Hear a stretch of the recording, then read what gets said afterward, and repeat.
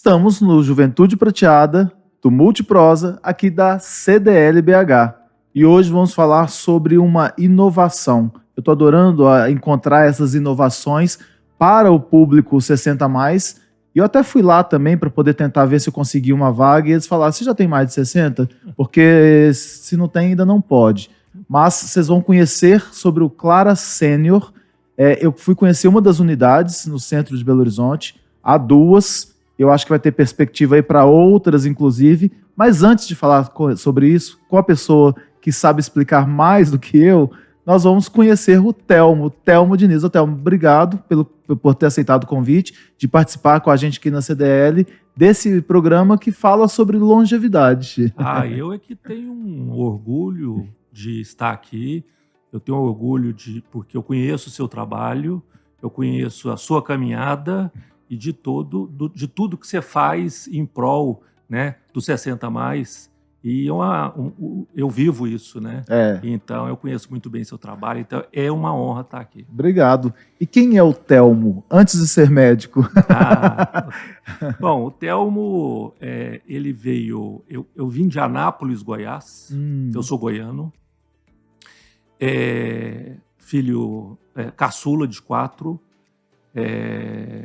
E a minha mãe está viva ainda, mora lá. Eu vou vê-la agora, nesse próximo final de semana.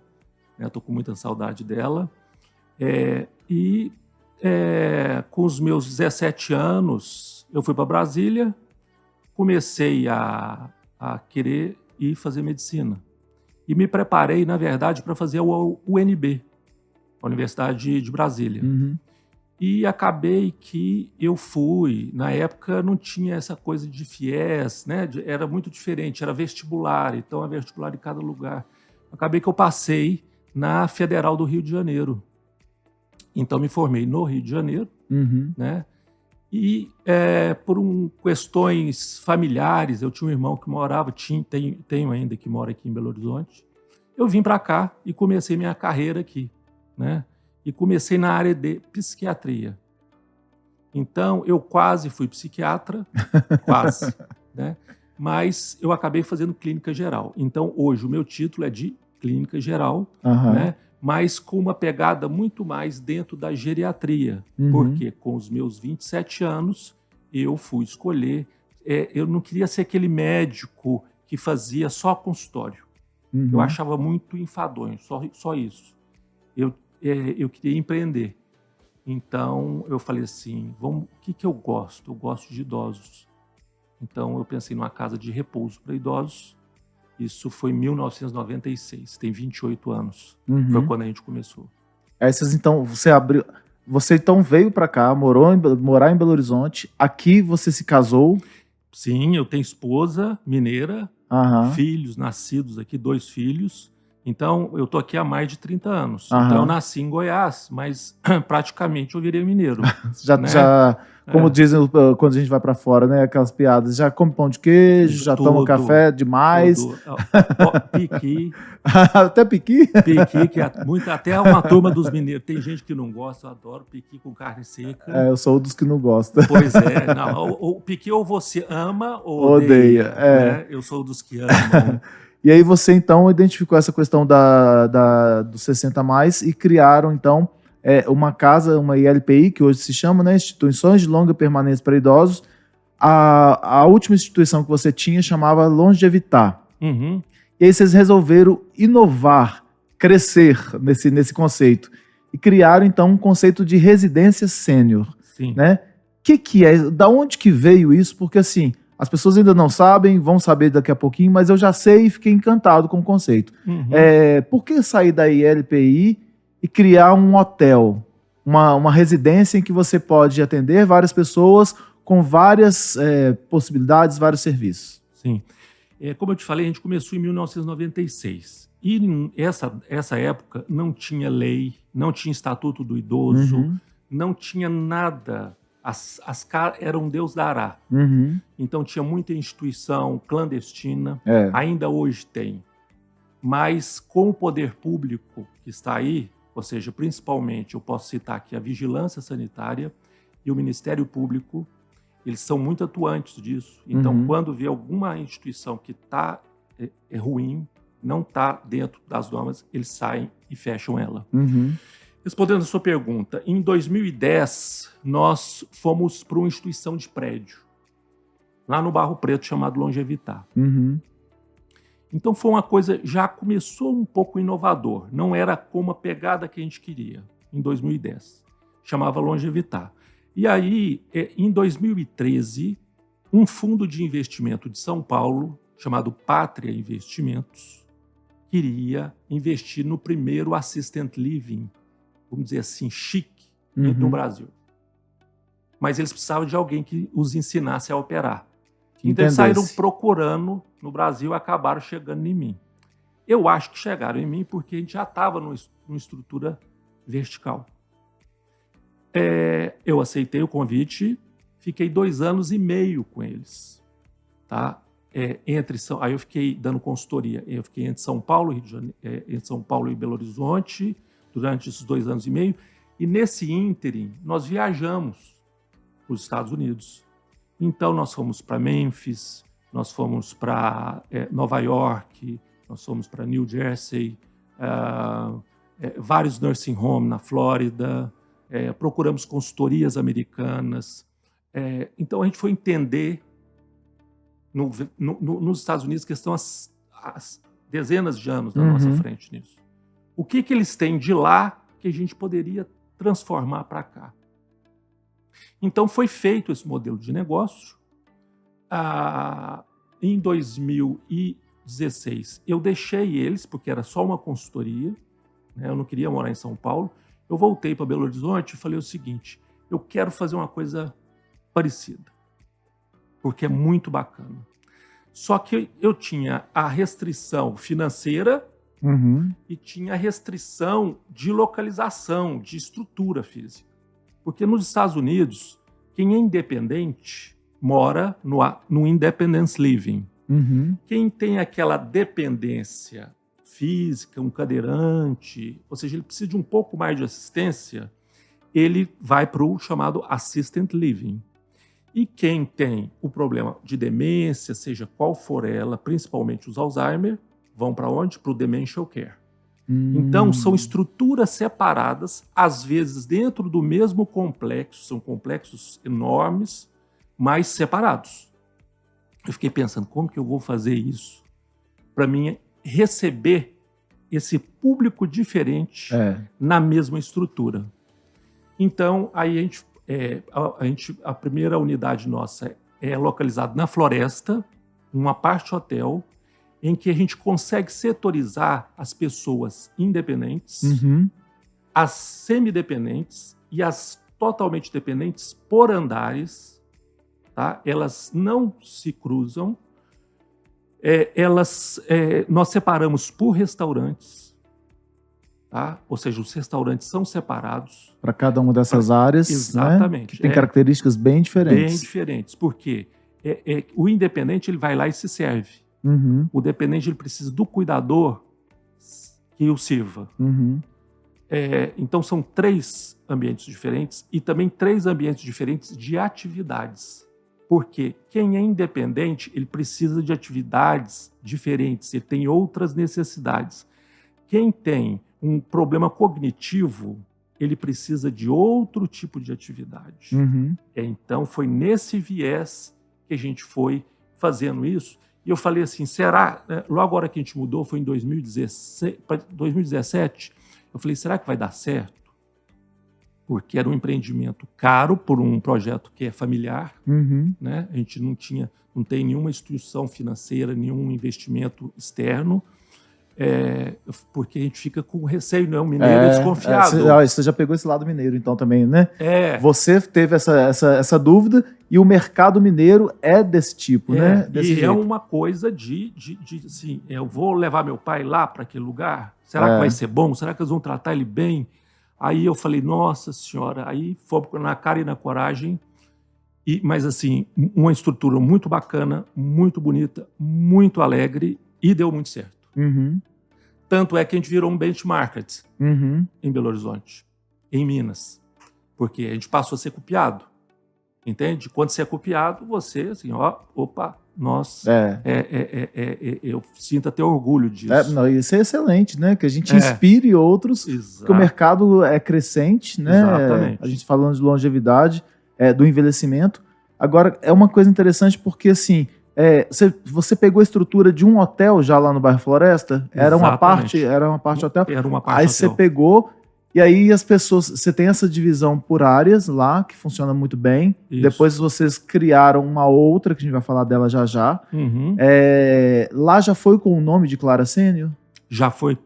Não, nós fomos longevitar, mas na sequência a gente fez mudança de logomarca, de nome, ou seja, a gente já estava tendo uma assessoria nesse sentido, porque a gente queria um nome feminino, pequeno, e porque longevitar é do italiano, com aquele ar fraseado, e é um nome assim que as pessoas longevitar, né? É difícil para as pessoas. Então, é como eu levei minha irmã, que é arquiteta, um dia lá, ela olhou e falou assim, nossa, os banheiros todos são para fora, isso aqui é tão claro, né? Aí ela falou assim, por que você não põe Clara? Aí todo mundo parou e falou assim, é esse. E aí quando o Fabiano, que é um dos sócios também, né? Sim. E é seu cunhado, já que a empresa é familiar, falou comigo, porque a Clara e tal, e minha mãe mora num deles, né? Sim. Minha mãe mora, a mãe da sua esposa, minha sogra. Sua sogra. Sim. mora num residencial. Porque as pessoas falam assim, e hoje tem muito disso, você sabe disso. Vou colocar minha mãe para morar num asilo, Exato. né? E aí você vai ressignificando esse conceito. O Fabiano me contando que um dia chegou lá e no quarto da mãe dele, da sua sogra, estavam 7 amigas fazendo uma festinha lá dentro, conversando, porque elas não estão numa prisão. Não. Né? Elas estão num residencial que a gente tem que quebrar, né? Que ainda há muitas ILPIs, logicamente, que tem um ambiente pesado, mas que ali é uma residência. Né? Ontem mesmo, foi bom você falar, ela fez um convite para 5 pessoas para fazer uma sessão de cinema dentro do apartamento dela. Tá? Aí vai com o quê? Com pipoca, suco, aí mas ela é que faz. É porque o apartamento é dela, é como se ela tivesse hospedado num hotel. Sim, né? Ela sai, vai no supermercado do lado, compra as coisas e ela faz o encontro social dela. Com as pessoas que ela gosta de dentro do residencial. E às vezes vem gente de fora. Por quê? Parece que o residencial é o seguinte, você está ali preso, não é isso. É um vai e volta. Tem gente que não pode sair por conta de problemas cognitivos.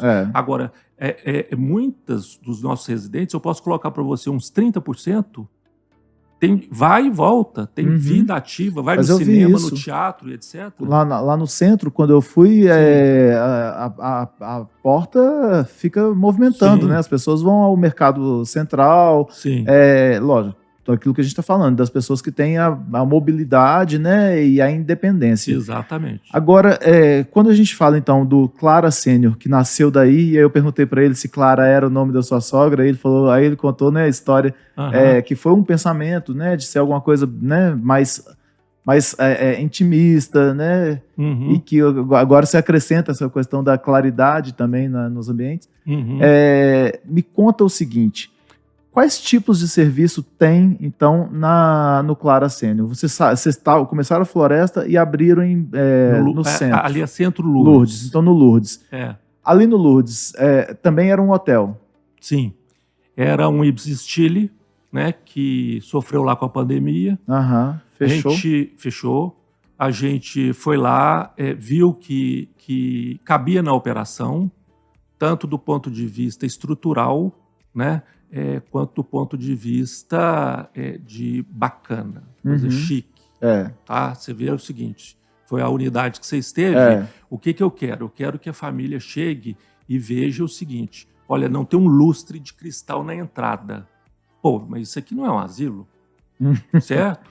Eu olho no fundo, eu tenho um piano de cauda. Né? A gente tem festas e etc. Sabe? Uma área de cinema lá maravilhosa também. Uma área de cinema muito bacana.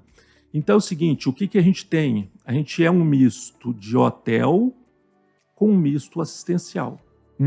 Tanto é que a gente tem 2 coordenadores. Tem um coordenador de hotelaria para ensinar as camareiras a dobrar a cama, né? O papel higiênico tem que fazer aquela dobrinha de hotel. Como um hotel. Exatamente. Tá?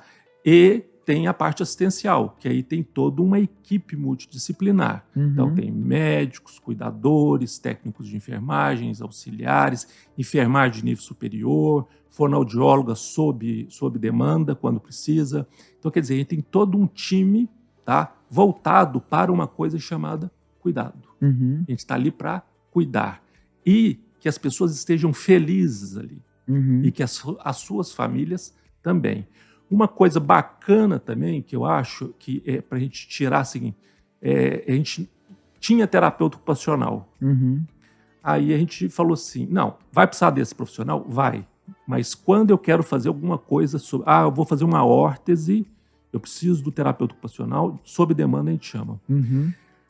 As atividades nossas são credenciadas e feitas por atores. Profissionais de teatro. Todos de teatro. Então é o seguinte, é um pessoal que ele acorda rindo. Entende? É assim, a pegada é alegre. Tudo deles é muito alegre, é muito intenso. Porque a gente não quer falar, doutor Thelmo, vem cá, eu tô com a dor aqui. Eu falei, não, depois tudo bem, porque olha o médico, olha a doença, pensa em doença. Nós não queremos isso, nós queremos uma pegada da alegria. É uma dessas coisas. Então lá a gente pode ter, por exemplo, 3 tipos de hospedagem. Sim. Não é isso? Sim. Quais são esses tipos, então? Olha, a pessoa pode passar o dia, que a gente chama o Senior Day, tá? Ela ir e voltar. A gente tinha acabado com essa modalidade durante a pandemia. Sim. Mas a gente já voltou. Tem a parte de temporada, que a gente tem muito, que é o quê? A família vai viajar, fica conosco. Vai fazer recuperação de algum tipo de problema, uma reabilitação. Precisa de uma reabilitação fisioterápica. Passa uma temporada fazendo a reabilitação e volta. Eu quero passar só os finais de semana, porque eu fico sozinho. Passa só o final de semana. Então, esses são as temporadas, de acordo com a demanda do idoso ou da família. E tem as pessoas que são os residentes, que é o nosso maior número, né? Então, são essas 3 modalidades que a gente utiliza. E eu vi que as pessoas têm, quando você vai nas áreas, né, das pessoas independentes, é muito afetivo mesmo, né? Porque até hotel parece ser uma coisa fria, já que as pessoas vão se hospedar, só que hospeda-se, os vizinhos são conhecidos, né? Sim. Então você vê na porta uma idosa conversando com a outra, o ambiente é realmente bonito, é acolhedor, né? E quando a gente fala dessa opção, muitos idosos optam eles próprios a irem lá, e não a família a colocá-lo. Porque antigamente, ou na maioria dos casos, que você vai nas casas de repouso, você vai querendo algo, mas você chega lá e não te agrada. Porque você olha e você fala assim, isso não me agrada. Então essa clientela prefere ficar em casa, solitária. A família está reduzida, o número de famílias, ou seja, nós estamos tendo menos filhos. As famílias, os filhos poucos que têm, eles estão trabalhando, estão no mercado de trabalho. E essa pessoa, esse entre aspas, idoso, porque falar 60 anos idoso, né? Tá? Eu falo assim... Mudou muita coisa e não mudou essa nomenclatura, inclusive, né? Porque mudou tudo, né? 50 anos no passado era idoso. Exatamente. Mas hoje, não sei. Tem gente de 80 anos que está bem. Aliás, tem gente com a gente de 90 anos que está igual eu e você aqui. Tem vida ou melhor, ativa, né? ou às vezes melhor, né? Que se cuidam assim, de uma forma tremenda. Ontem teve uma atividade que eu achei muito interessante. Eu cheguei lá e vi o seguinte, falei, vem cá, o que é isso aqui? Isso aqui é um café tecnológico. Aí tinha umas taças com uva, com não sei o quê, com um monte de coisa, um troço bonito pra caramba. Eu falei, mas o que é chá tecnológico? A gente perguntou pro chat GPT qual seriam as comidas boas, o que é inteligência artificial. Então eles foram no inteligência artificial, pessoal nosso, e construíram um lanche para eles a partir do GPT. Eu achei interessantíssimo e eles gostaram. Todo mundo achou muito bom, muito bacana. Eu vi que lá também tem, por exemplo, bailes, né? Tem essa sessão de cinema. para a gente já estar quase encerrando, quais são os tipos de serviço que tem? Então, por exemplo, eu tenho um familiar que é dependente. Eu posso colocá-lo lá, né, levá-lo para lá, e ele vai ter toda assistência médica, fisioterapia, né, tudo aquilo. É personalizado esse atendimento? Dá para poder criar, né, um serviço personalizado para o meu familiar? Dá. Porque é o seguinte, você tem que criar, quando você fala personalizado, você tem que criar o que a gente chama de plano individual de cuidados, PIC. Uhum. Então, eu não posso cuidar de você, cuidar de mim igual. Nós temos características diferentes. Então, cada um tem a sua peculiaridade. À medida que os dias vão passando, a gente fala, ele vai precisar disso, vai precisar daquilo e tal. Eu chamo assim, é a fase do namoro. É a fase do conhecimento. Então, para as famílias que têm aquela dificuldade de falar assim, eu vou tirar meu pai de casa, minha mãe, meu familiar, isso, e levar para um residencial. Como é que eu vou desconstruir isso? Como é que eu vou aceitar essa condição? Eu falo o seguinte, olha, me dá uma chance de 90 dias. 90 dias, que é o namoro, o noivado e o casamento. Então, eu vou conhecê-lo primeiro, fazer o plano individual de cuidados, se for o caso de dependente, né? E durante esse tempo a gente vai conhecendo, errando menos, a equipe vai errando menos, cada vez menos, porque cada vez a gente vai acertando. Porque o grande problema das famílias, ô Flávio, qual que é? É dos cuidadores, que não tem uma supervisão. Erra. E também a inconstância, né? Às vezes você troca muito. Então, até conhecer o idoso, conhecer a característica do idoso. Sim. Aí, a hora que chega nos 90 dias, eu posso te falar o seguinte, a maioria se adapta sem problema, vai tudo tranquilo. Ok. Olha, eu vou ainda abusar, já que o nosso tempo está acabando, eu vou abusar um pouquinho. A gente fala a questão da desesperança, né? Então, a sua experiência. A gente vê assim, muito abandono dos idosos também. E o abandono, às vezes, nem programado. O filho passou no concurso, foi morar fora, e a mãe está aqui, está solitária. Que a gente pode falar sobre essa questão da desesperança que acomete idosos? E não acomete só idosos, não, mas a gente está falando de idosos aqui agora. É o seguinte, como eu te falei, as famílias estão menores. E os residenciais são uma realidade hoje. Tá? Então, assim, asilo sempre vai existir. Por quê? Porque são necessários também. As pessoas são, literalmente, o idoso é abandonado. Por quê? Porque ele não tem condições financeiras. Aí, quem vem? As associações tipo São Vicente de Paula, que acolhe essa turma para cuidar. Porque a família abandona. E isso é crime. Né? Crime. Ou seja, abandono de incapaz. Agora, as famílias, elas têm que entender que existe um chamado asilo domiciliar. E eu tenho que trabalhar, meu irmão tem que trabalhar, ou tem que ir para o exterior. Eu já vi isso diversas vezes.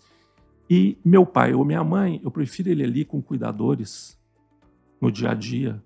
E isso se torna um problemão. Então é o seguinte, não enxerguem o residencial como uma última opção. Veja ele como uma opção. Eu acho que esse é um ponto importante. Legal. Bom, fale pra gente um filme, um livro e uma frase. Que filme você pode nos indicar? Primeiro, eu vou começar pelo livro. Então pode, lógico. Eu não sei se você já ouviu falar dela. Ela chama Maria do Carmo dos Mares Guia, a Zicaca. Ela é uma mineira, né? E escreveu o Dom de Cuidar. Ah, legal. Eu não o conheço. Pois é espetacular. Ela ensinando, porque ela aprendeu a cuidar da mãe. Então, ela escreveu um livro e ela é uma pessoa ativa no meio entre... Você vê o seguinte, a capa aqui é um tripé, né? É um triângulo, idoso, cuidador e família. O residencial entra como cuidador, o idoso e a família são nossos dois clientes. Nós não temos um cliente só, nós temos dois. O idoso e a família, porque a gente tem que cuidar da família. Então, uma recomendação é esse livro, eu acho muito bacana. Aí, eu ia falar do filme e eu estava aqui e achei, tá vendo? Eu posso citar para você uma dezena de filmes, tá? Mas, assim, Tem aqui o meu pai, né? Aham. Tá aqui, que é o filme do Anthony Hopkins, Fantástico. que é de 2020, né? E por que eu escolhi para falar desse filme em si? Porque ele fala sobre Alzheimer, Uhum. fala sobre as dificuldades que a filha tem, sobre as negações que o próprio doente tem sobre a doença, que ele pode cuidar de si, que ele consegue sozinho e que ele rejeita os cuidadores que ela pede para ajudar. Ele começa a ter alterações comportamentais típicos da doença, até que chega um momento que eu falo o seguinte: vai indo, o estresse esgarçou. Aí acontece que no final do filme, eu não sei se eu tenho que dar spoiler, né? Mas Então, já avisa, é spoiler. é spoiler, que ele vai parar no residencial. Então é o seguinte, foi quando esgarçou. Então é o final, eu não aguentei mais, Aham. ele foi para um assistant living nos Estados Unidos. Tá? É bacana, só que ela esperou lá na frente. Poderia, às vezes, ser feito isso com um tempo de antecedência para que a pessoa pudesse ter mais qualidade de vida do que esse choque familiar que a doença, o Alzheimer, leva. Tá bom? Esse livro, eu vou deixar para você, um presente. Tem uma dedicatória. Melhor ainda. Tem uma dedicatória aí. Muito obrigado. Tá? E você tem a frase? A frase tenho. A frase é o seguinte, é de Mário Quintana. Mário Quintana falou que nascer é uma possibilidade, viver é um risco e envelhecer é um privilégio. É verdade. Que a gente possa fazer todas as etapas, né? Para que a gente possa ter esse privilégio de envelhecer e envelhecer bem. Quem que não envelhece é que morreu. Foi embora antes. Não é? Thelmo, obrigado pela sua participação, parabéns pela ideia. Trouxe um livro meu também para levar lá, porque eu sei que tem clube de leitura lá na Clara Sênior. Vou te entregar também. E deixo o espaço aqui aberto, né, para que a gente possa se encontrar outras vezes. Joia, muito obrigado. Gente, obrigado. A gente se encontra em outros episódios, mas ficamos neste aqui, por aqui.